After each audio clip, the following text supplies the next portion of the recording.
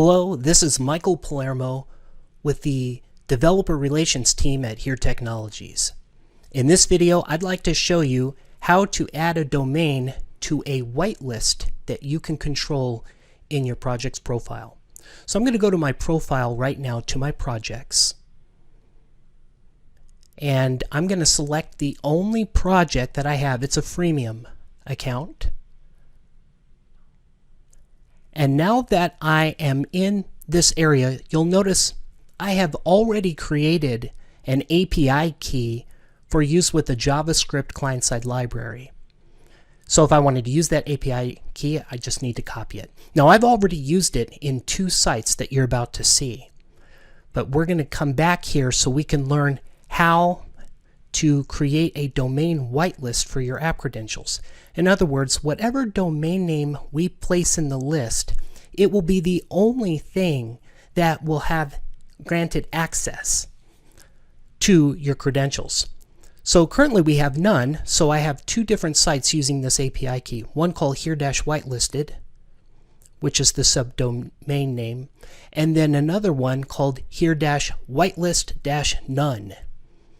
So again, that's the subdomain name to these Netlify apps. Both of them are loading error-free, as we can see here in the developer console.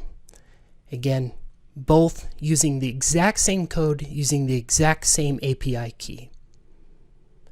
So of course, what we want to do now is go back over into the profile here and re-examine that checkbox.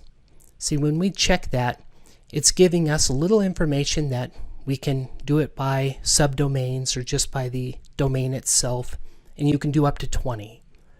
So what I want to do is add just one of those sites, the one that would be the whitelisted one, the here whitelisted one. So I'm going to copy that domain right now, and I'm going to bring it back over into my project and paste it in here. Now I need to get rid of the HTTPS moniker at the beginning and also remove the / at the very end. So all that's there is this subdomain plus the domain name.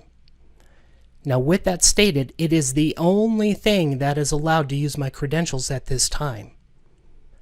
If I wanted to, I could add more.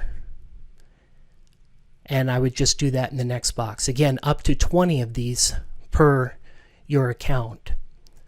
But in this example, only one site is going to have access to my credentials. So I'm going to save this. Now, of course, what we might wonder, once it's saved, what's going to happen when we go and review the content again? So the one we just added to the whitelist, when we refresh it, we see our content. So what do we suppose will happen when we refresh the other one? Well, if you do it right away, you're probably going to get the same thing. So you're going to need to wait about an hour for everything to sync up. But once that has happened, you'll then notice that the next time you refresh, it's going to look something like this. So I did wait about an hour to come back. And you can see there is no content. And of course, we'll check what it would look like with the whitelisted one. But notice all the errors over here. And now when we go to the whitelisted one and refresh the content, you'll see all the content is there as we expect. And there are no errors in our developer console. When we examine or refresh the other one, which was not even listed, we're going to get errors and not the content that we expect. So, what do we gain from this? It's relatively easy for you to add a domain to your whitelist area. We've added one. If you ever wanted to remove one of these from your project, just hit the minus key here and it will confirm, or you can use the plus key to add more. So in this video, you've learned how to add and remove domains to your whitelist.